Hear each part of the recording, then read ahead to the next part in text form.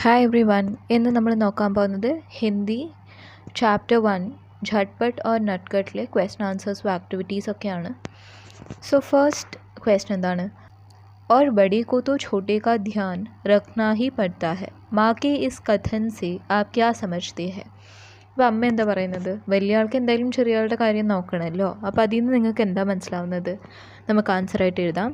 ये कथन जिम्मेदारी और दयालुता को दर्शाता है. जिम्मेदारी എന്ന് വെച്ചാൽ ഒരാളുടെ ഉത്തരവാദിത്വം, दयालुता എന്ന് വെച്ചാൽ दया. बड़े लोगों का कर्तव्य होता है उनके छोटे भाई बहन या अन्य पारिवारिक सदस्यों का ध्यान रखना और उनकी मदद करना.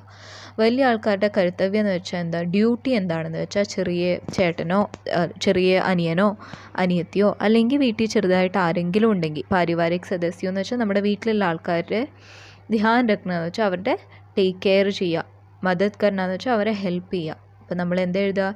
ये कथन जिम्मेदारी और दयालुता को दर्शाता है.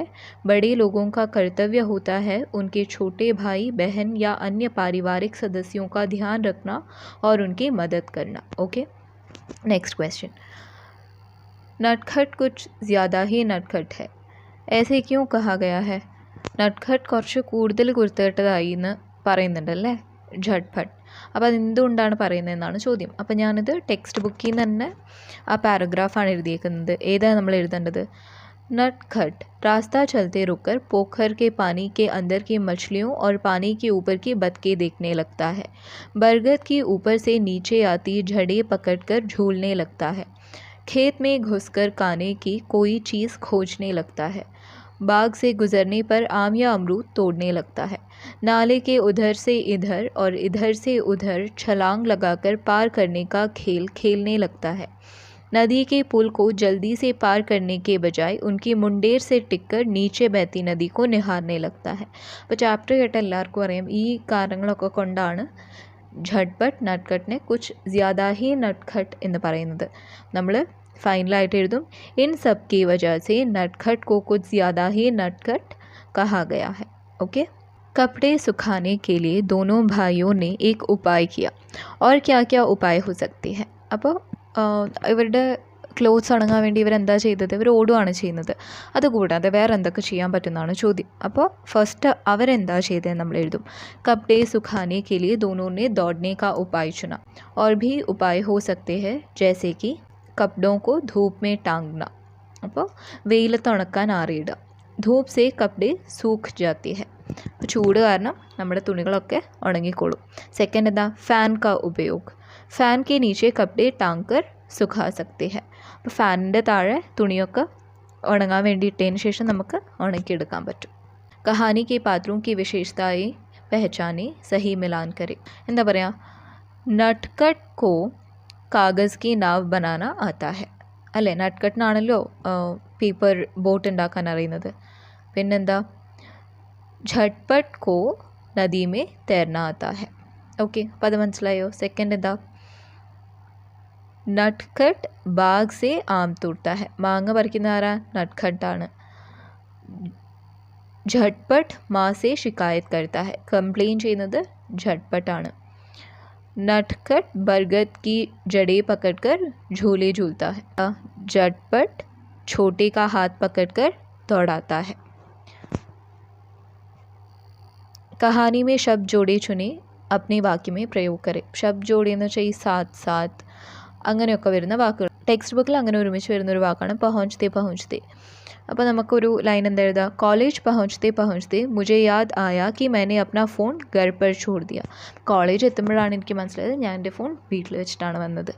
സെക്കൻഡ് എന്ത് പറയാം? ദാദി ഓർ മാ സാത്ത് സാത്ത് ഖാന ബനാത്തെ ഹെ. അമ്മയും അമ്മൂമ്മയും ഒരുമിച്ചാണ് ഭക്ഷണം ഉണ്ടാക്കുന്നത്. ഓക്കെ, झटपट को तैरना आता है, नटखट को नाव बनाना आता है. लिखे आपको क्या क्या आता है. അപ്പോൾ എക്സാമ്പിൾസ് എന്തൊക്കെയാണ് കൊടുത്തിരിക്കുന്നത്? मुझे साइकिल चलाना आता है, അതുപോലെ തന്നെ मुझे तैरना आता है, मुझे नाचना आता है, मुझे रसोई में खाना बनाना आता है. रसोई എന്ന് വെച്ചാൽ അടുക്കള, ഖാന ബനാന എന്ന് വെച്ചാൽ ഭക്ഷണം ഉണ്ടാക്കുക. मुझे യോഗ आता है, എനിക്ക് യോഗ ചെയ്യാൻ അറിയാം.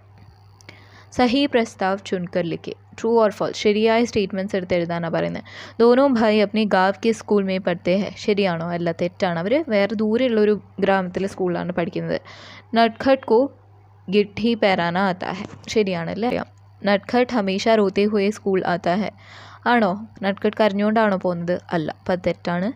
बड़ा भाई 5वीं कक्षा में पढ़ता है ശരിയാണല്ലേ?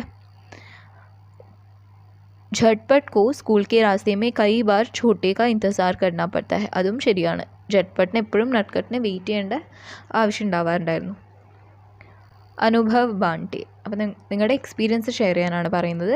झटपट और नटखट एक दूसरे को नाव बनाना और नदी में तैरना सिखाने का वादा करते हैं. इसी प्रकार का आपका कोई अनुभव बांटे. അപ്പോൾ ഈ ചേട്ടനും അനിയനും അങ്ങോട്ടും ഇങ്ങോട്ടും ഓരോ കാര്യങ്ങൾ പഠിപ്പിച്ചു കൊടുക്കാൻ പ്രോമിസ് കൊടുക്കുന്നുണ്ട്. അതുപോലെ നിങ്ങൾക്ക് എന്തെങ്കിലും എക്സ്പീരിയൻസ് ഉണ്ടെങ്കിൽ എഴുതാനാണ് പറയുന്നത്. അപ്പം നമുക്കിവിടെ ഒരു ഞാനിപ്പോൾ ഉണ്ടാക്കി എഴുതിയ ഒരു എക്സ്പീരിയൻസ് ആണ്. मेरे दोस्त और मैंने एक दूसरे को ट्रैकिंग करना और कैमरा से चित्र खींचने सिखाने का वादा किया.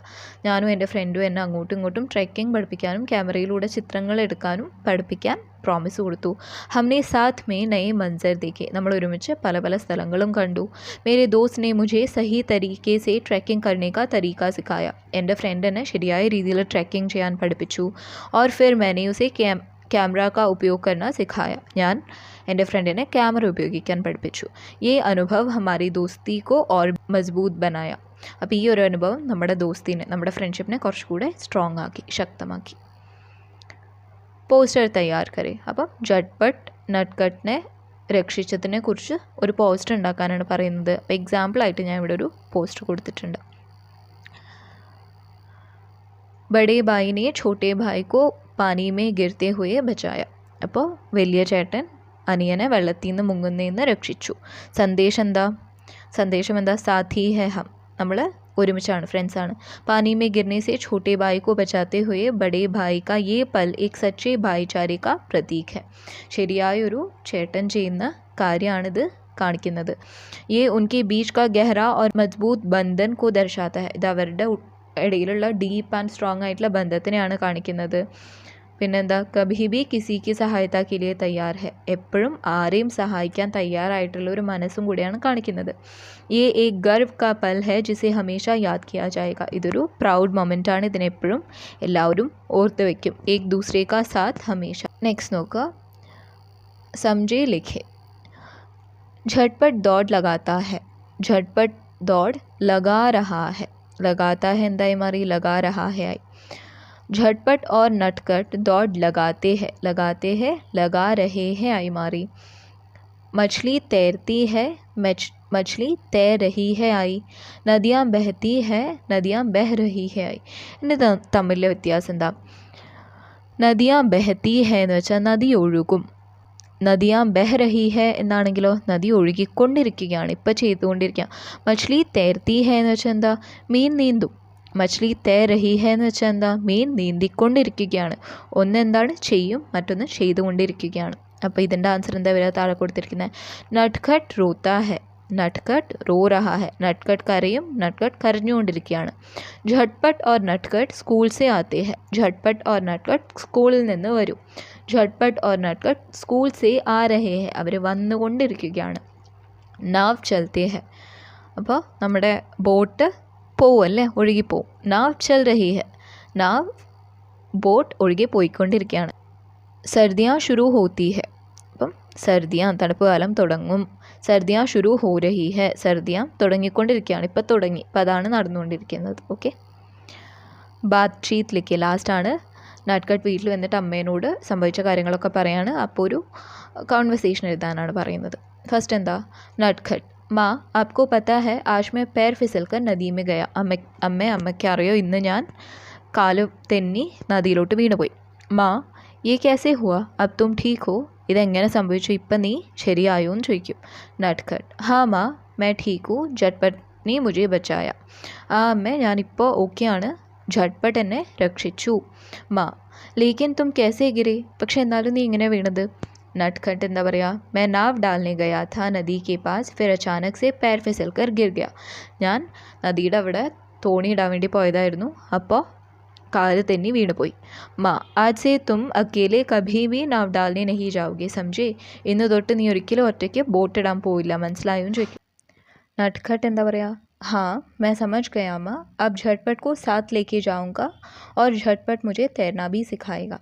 ഇനി ഞാൻ ഝട്ട്പട്ടിനെ കൂടെ കൊണ്ടേ പോവും, ഝട്ട്പട്ട് എന്നെ നീന്താനും സഹായിക്കും. ഹാ എന്ന് എഴുതുമ്പോൾ എപ്പോഴും ഈ ഒരു ചന്ദ്രക്കല ഇടാൻ ശ്രദ്ധിക്കുക. ഇവിടെ ടൈപ്പ് ചെയ്തതിൽ വന്നിട്ടില്ല, അതുകൊണ്ട് അത് ശ്രദ്ധിക്കുക. മാ ठीक है पर सावधानी से करना, പക്ഷേ മെല്ലെ ശ്രദ്ധിച്ച് ചെയ്യണമെന്ന് പറയാം മാ. നട്ട്ഖട്ട് ठीक है माँ, अभी मुझे झटपट को नाव बनाना सिखाना है, बाय. അപ്പോൾ നട്ട്ഖട്ട് എന്ന് പറയും, ഓക്കെ അമ്മ, എനിക്കിനി ഝട്ട്പട്ടിനെ തോണി ഉണ്ടാക്കാൻ പഠിപ്പിക്കാൻ പോകണം, ബായ് എന്ന് പറയും. മാ മുझे भी सिखा देना एक दिन नाव बनाना. അപ്പോൾ അമ്മ എന്ത് പറയും?